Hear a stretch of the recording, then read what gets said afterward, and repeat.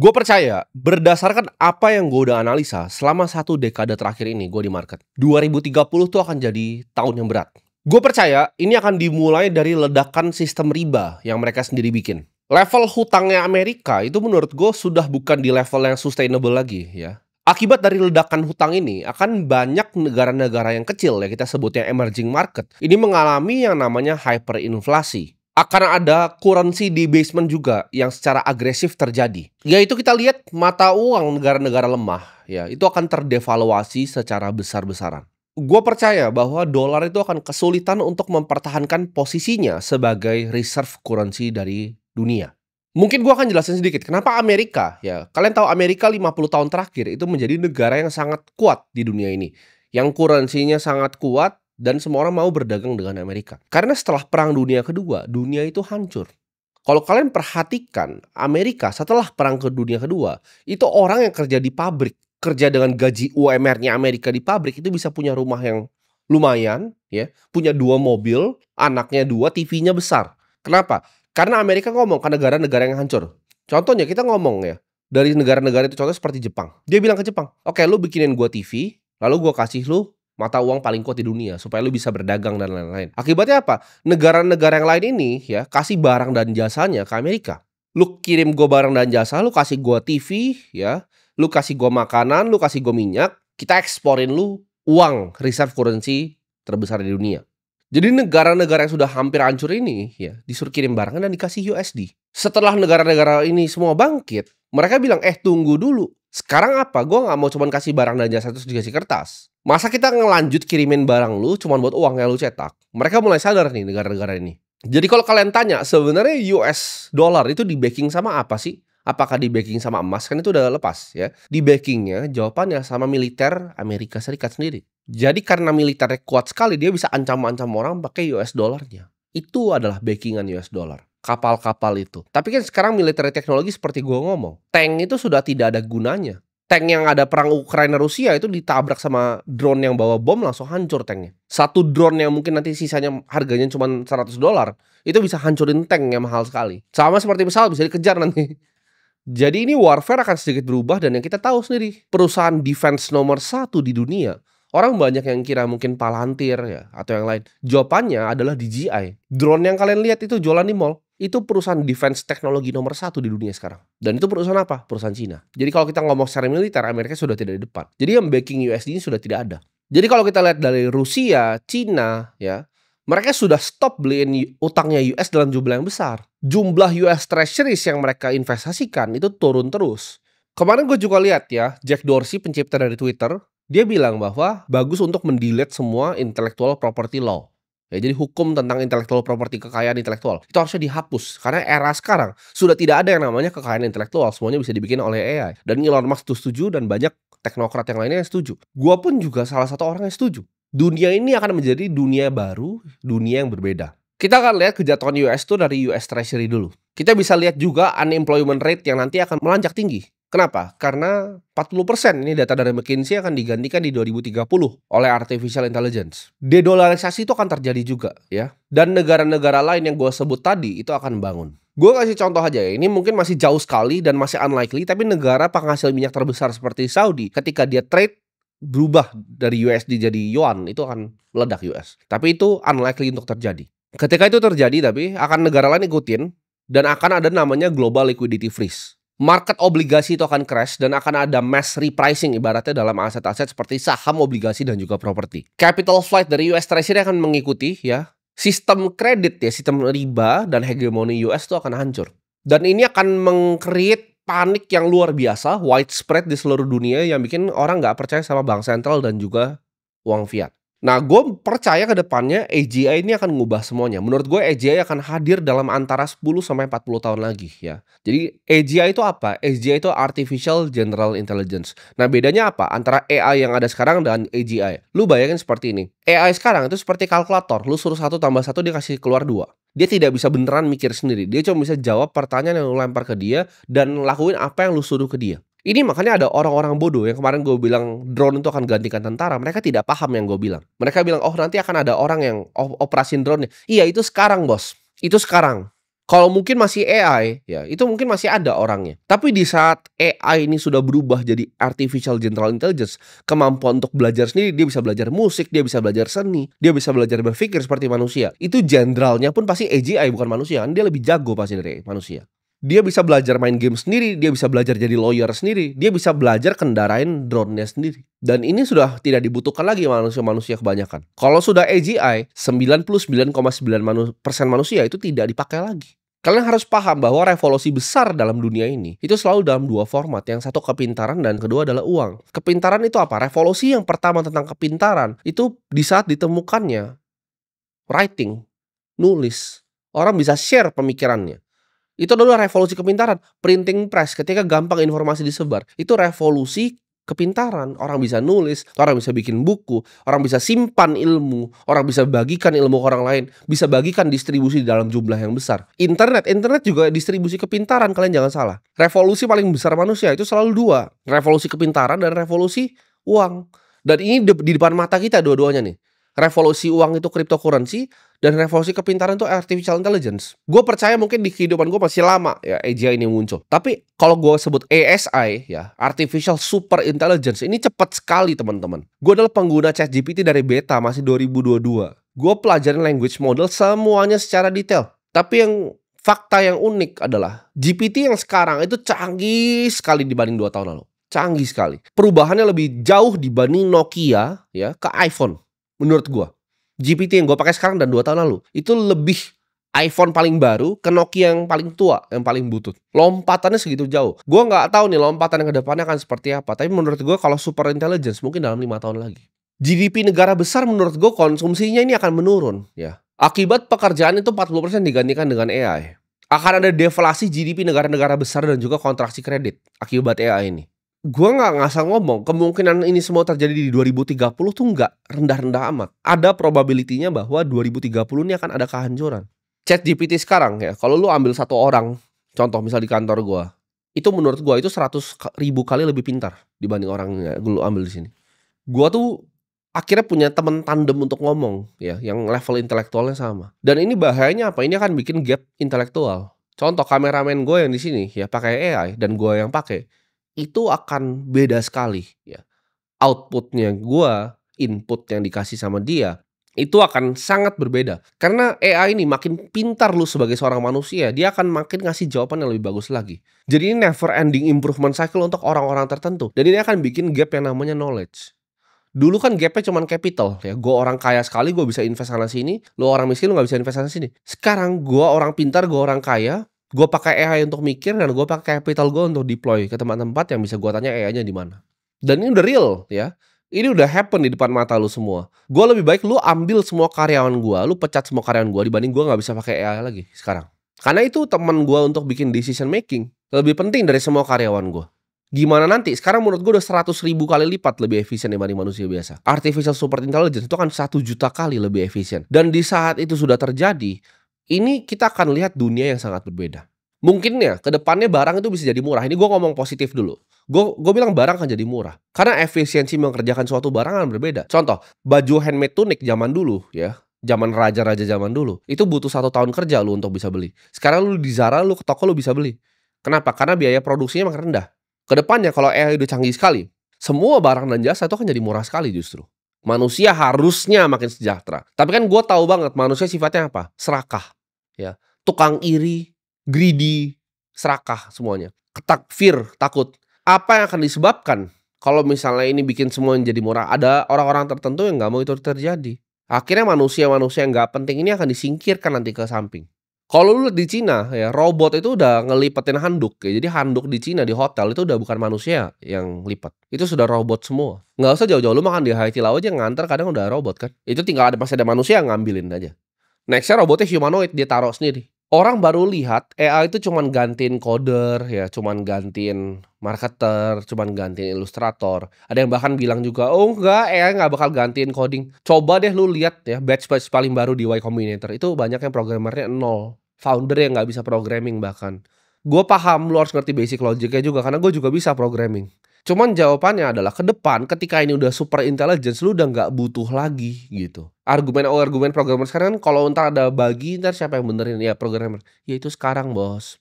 Sama seperti marketer, masih kita yang implementasikan AI sebagai alat bukan menggantikan, lu goblok banget gitu.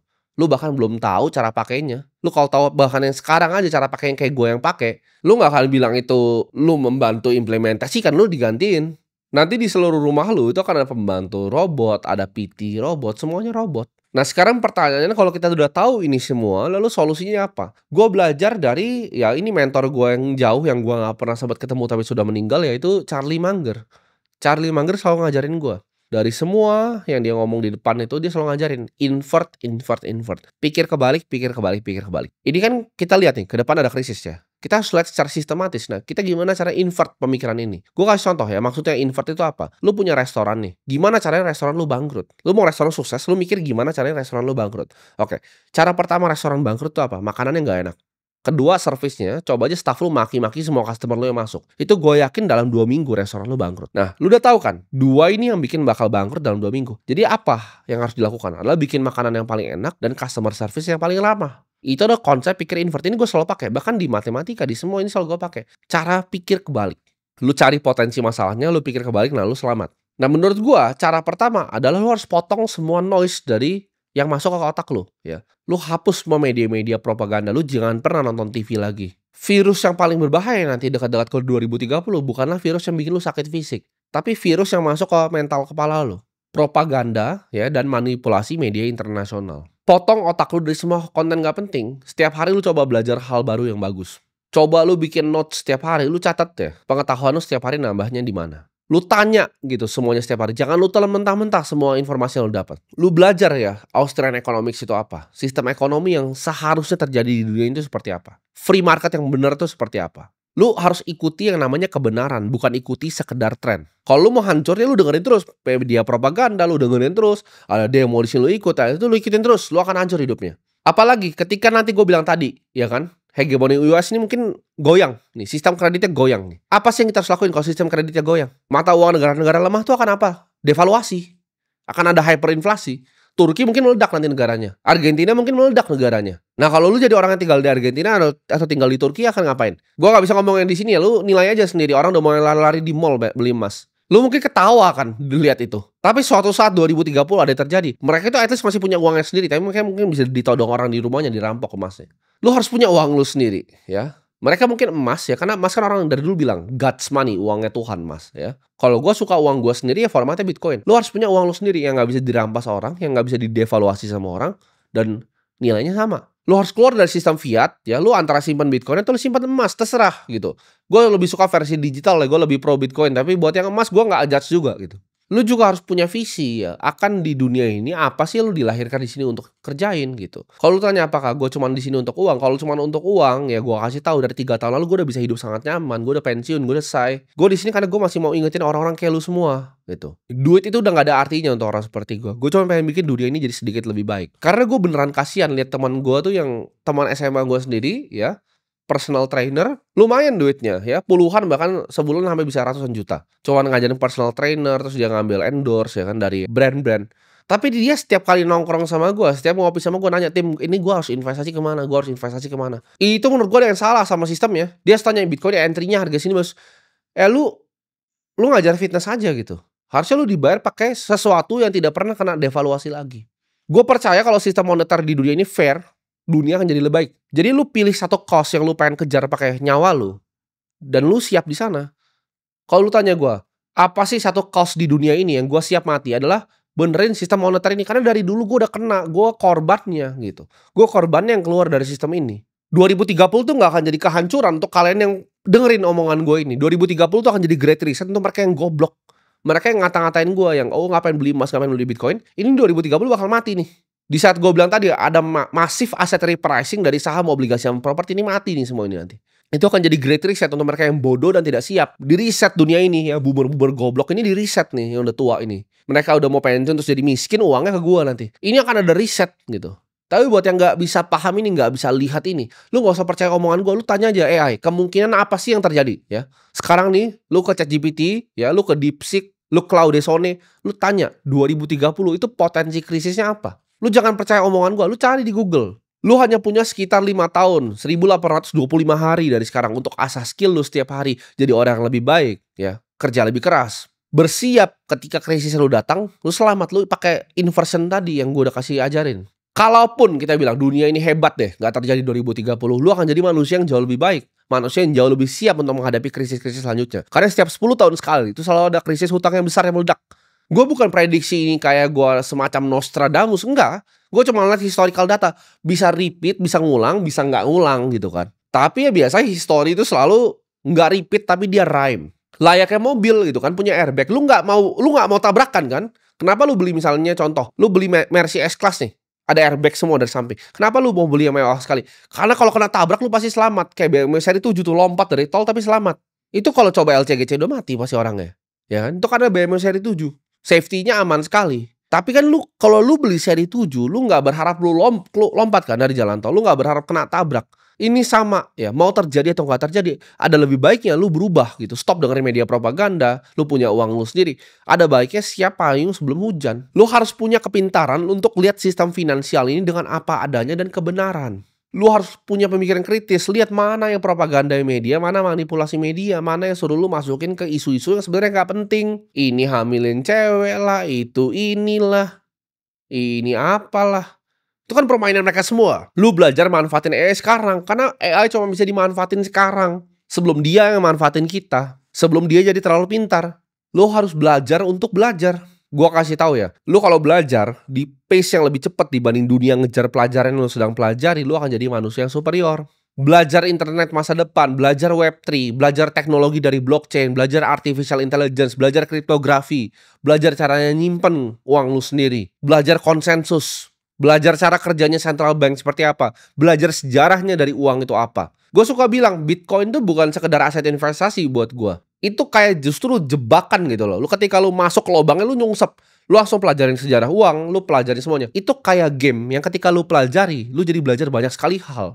Lu belajar ketemu Austrian Economics. Lu ketemu sejarahnya uang. Lu ketemu cara kerja central bank. Lu belajar semuanya dengan belajar Bitcoin. Lu belajar cyber security, cara amanin aset lu, ya aset lu, privacy dan data lu sendiri. Lu belajar juga punya mental yang kuat. Gimana cara deal dengan emosi sendiri ya kalau dunia ini dalam tekanan. Kalau lu sendiri bahkan dalam tekanan. Cara adaptasi yang cepat itu seperti apa? Bikin mental lu adalah mental manusia yang tidak pernah patah. Satu-satunya yang lo bisa kontrol di dunia ini, lu tidak bisa kontrol ya 2030 apa yang mau terjadi, AI itu bakal jadi sepintar apa. Tapi satu yang lo bisa kontrol adalah pikiran lu sendiri. Jadi jangan pikir lu di hidup ini lu adalah manusia yang gak hoki, lu adalah manusia yang depresi. Itu kan semua jadi kenyataan, karena itu semua cuma dari pikiran lu. Jadi yang lu fokus untuk kontrol dan atur adalah pikiran lu sendiri. Jangan bikin pikiran lu ini bisa diambil sama orang lain. Contoh, kalau lu pernah maki gak ya? Gue pengen tanya di hidup lu secara jujur. Lu pernah maki seorang politisi gak di sosial media? Kalau lu udah pernah lakukan itu, ya, berarti otak lu, bola mata lu, ya, itu udah dibeli sama orang pakai sistem ratusan miliar yang buzzer yang mereka bikinin untuk ngarahin otak lu ke sesuatu yang mereka mau. Lu udah kena yang namanya manipulasi media dan propaganda massal. Itu gua kasih tahu sistem buzzer yang mereka punya itu ratusan miliar harganya. Ya, gue tahu karena gue punya teman yang mengerjakan itu. Itu kompleks sekali sistemnya untuk bisa manipulasi lu untuk maki-maki orang yang bahkan lu gak pernah ketemu. Lu fokus lakuin sesuatu yang bisa benefit dunia ini dalam skala yang besar. Makin besar value yang lu bikin di dunia ini, makin besar akan lu hasilkan. Gue gak pernah ragu ya sedetik pun sama di diri gue, sama apa yang akan gue capai dari gue kecil. Gue sudah bilang kan, selalu ya, kalau gue mau jadi orang kaya yang egois 3 tahun tuh udah selesai gue. Hidup gue sudah selesai, game over. Anak gue gak perlu kerja lagi, cucu gue gak perlu kerja lagi, cucu guanya lagi tuh gak perlu kerja lagi. Uangnya semua gue rapihin, ya gue bikin trust untuk aset-aset properti gue, running family office gue, ya gue beli indeks saja, pensiun dari market nih. Ini bahkan dengan pensiun dari market, gue beli indeks saja, 7% setahun udah itu sampai bawah-bawah generasi gue udah selesai. Satu pun ya yang hidup di negara ini gak ada yang pernah akumulasi aset lebih cepat dari gue. Ini bikin sendiri ya, bukan anak orang kaya ya, bikin sendiri. Gak ada yang pernah akumulasi aset lebih cepat dari gue selama 10 tahun ini. Tujuan gue ya gue pengen bantu kalian semua keluar dari sistem keuangan busuk ini supaya kita bisa bikin revolusi sistem moneter yang baru. Gue di sini nggak datang sebagai guru ya, gue datang sebagai tahanan ya. Gue sama kayak lu semua dulu tahanan yang udah lolos yang pengen bukain mata lu. Dan di sini gue pengen tanya sama lu, sampai kapan lu mau nunduk? Ya hidup nunduk terus gitu. Padahal lu semua gue yakin itu dilahirkan untuk berdiri di panggung sejarah. Dunia ini gak akan selamatin lu, hanya diri lu sendiri dan keputusan lu hari ini yang akan selamatin lu. Gue tahu bahkan beberapa yang nonton ini ada yang nonton di kafe ya. Lu perhatikan kalau lu buat lu yang lagi nonton di kafe, lu perhatikan sekitar lu. Itu adalah generasi yang sudah rusak gitu.